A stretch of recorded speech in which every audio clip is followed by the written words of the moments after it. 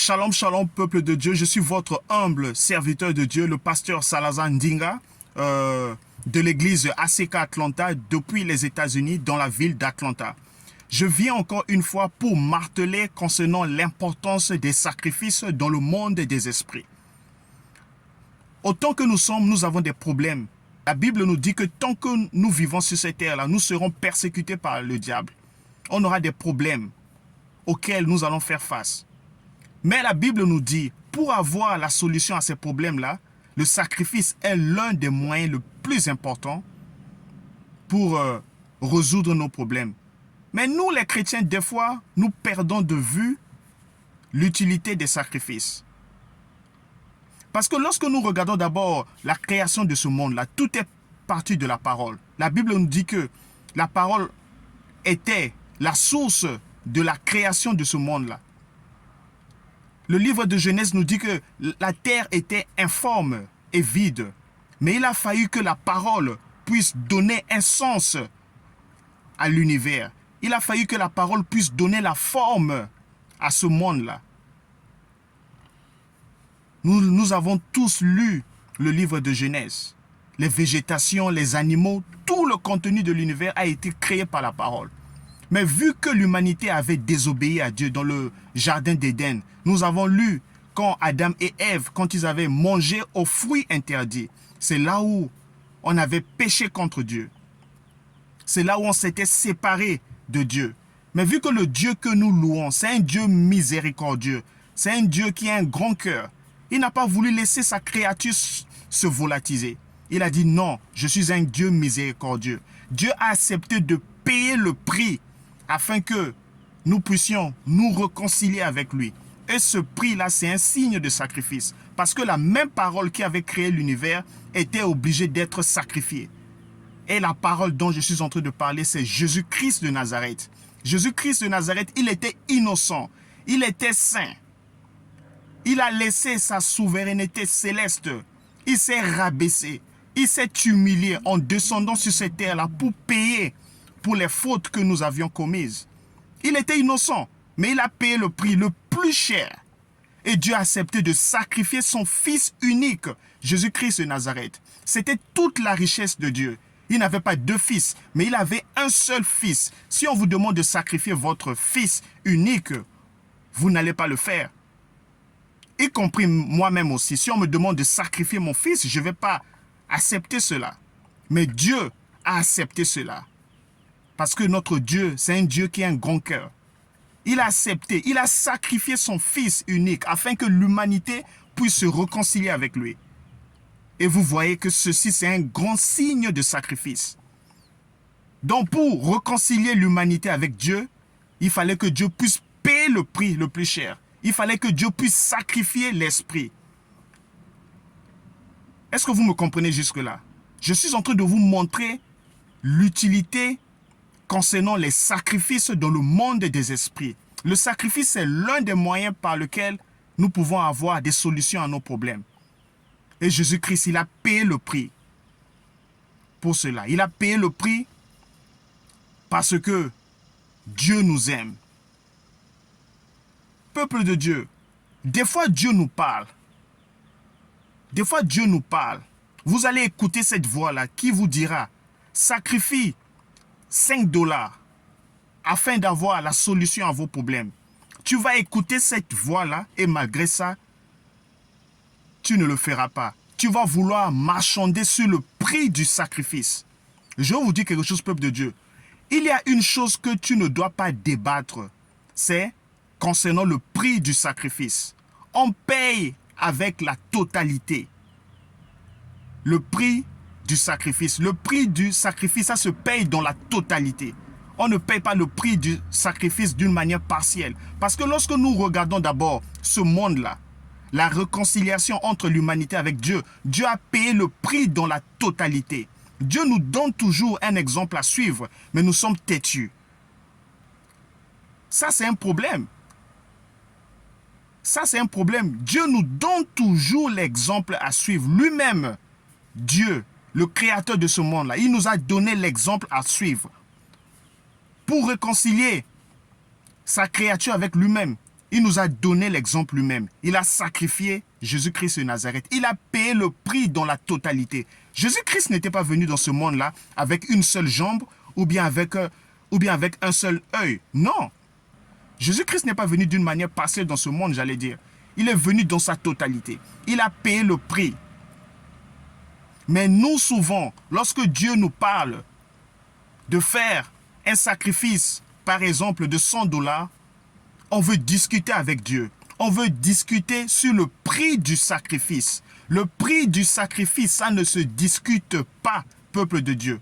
Le prix du sacrifice, ça se paye dans la totalité. Car Jésus-Christ de Nazareth, il était venu dans sa totalité. Et Dieu a payé le prix dans la totalité. Ne discutons pas sur les prix du sacrifice. Payons le prix.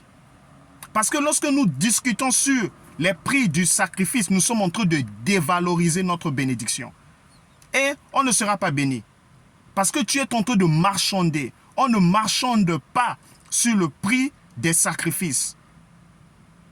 C'est pas... Nous ne sommes pas dans un marché. Parce que souvent, lorsque nous partons au marché, on a l'habitude de débattre. On a l'habitude de marchander sur les prix. Mais dans le monde des esprits, on ne marchande pas sur le prix concernant les sacrifices. Il faut payer le prix dans la totalité. Parce que lorsque vous voulez marchander sur le prix du sacrifice, vous êtes en train de marchander aussi sur votre bénédiction. Payons le prix, peuple de Dieu. Ne cherchons pas à marchander, nous ne sommes pas dans un marché. Dans le monde spirituel, paye le prix. Et moi, j'aime quand mon Dieu me donne la précision dans le sacrifice. Comme Abraham, Dieu lui avait dit d'amener son fils Isaac sur la montagne et de le sacrifier. Abraham, il avait eu de la précision concernant son sacrifice. Des fois, tu vas écouter cette voix-là qui te demande juste de sacrifier. Et Dieu ne te donne pas de la précision. Et là, il te revient à faire le sacrifice selon ton esprit de discernement spirituel. Mais quand Dieu me donne de la précision comme Abraham, j'aime cela. Vous voyez un peu? Donc, des fois, Dieu va vous donner de la précision concernant le sacrifice et des fois, il ne vous donnera pas de la précision. Maintenant, quant à vous de prier et puis de savoir faire le bon sacrifice, ne cherchons pas à marchander sur le prix du sacrifice, peuple de Dieu. Le prix du sacrifice doit se payer dans la totalité.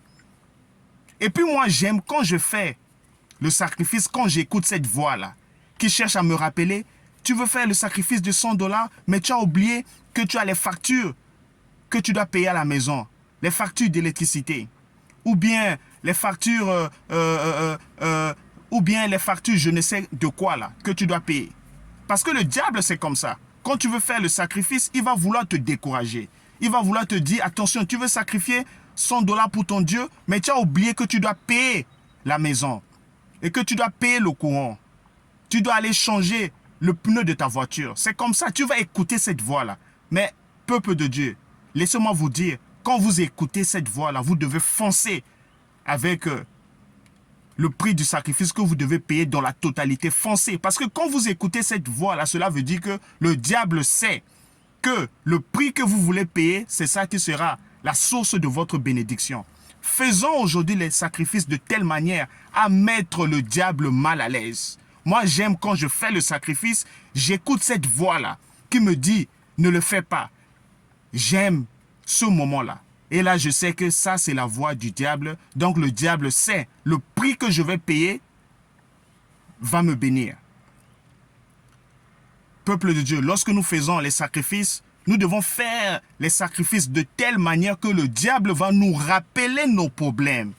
Est-ce que je parle à quelqu'un? Nous devons faire les sacrifices de telle manière que Dieu sera content.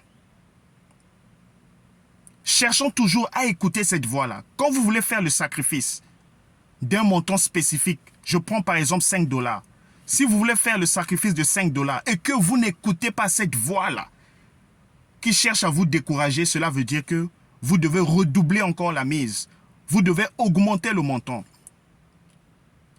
Et quand vous allez entendre cette voix-là qui va commencer à vous rappeler vos problèmes personnels ou bien les dépenses que vous êtes censé faire, Et c'est en ce moment-là que vous allez vous arrêter sur ce montant-là et vous allez foncer avec ce montant-là en donnant le sacrifice à votre Dieu.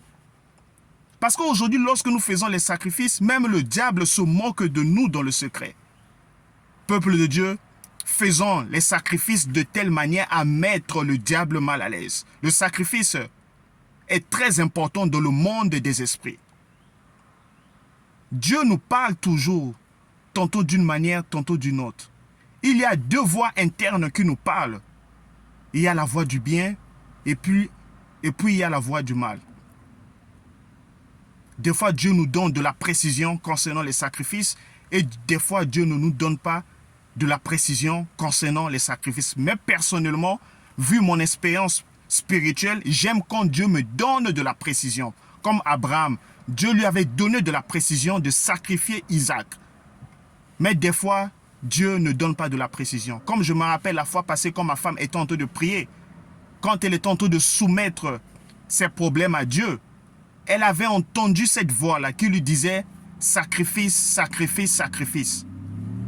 Par rapport à la situation de ma femme, Dieu ne lui a pas donné de la précision. Maintenant, quant à elle, de prier afin que Dieu puisse l'aider à faire le sacrifice. Maintenant, quant à elle, de prier et puis de faire le sacrifice selon son esprit de discernement spirituel. Est-ce que je parle à quelqu'un? Le sacrifice, ça se paye dans la totalité. Le sacrifice, ça ne se marchande pas comme quelque chose qu'on est tenté d'acheter au marché. Non. Laissez-moi vous dire quelque chose, peuple de Dieu. Le monde physique et le monde spirituel ne fonctionnent pas de la même manière. Ce sont deux mondes antagonistes. Ce sont deux mondes qui sont diamétralement opposés.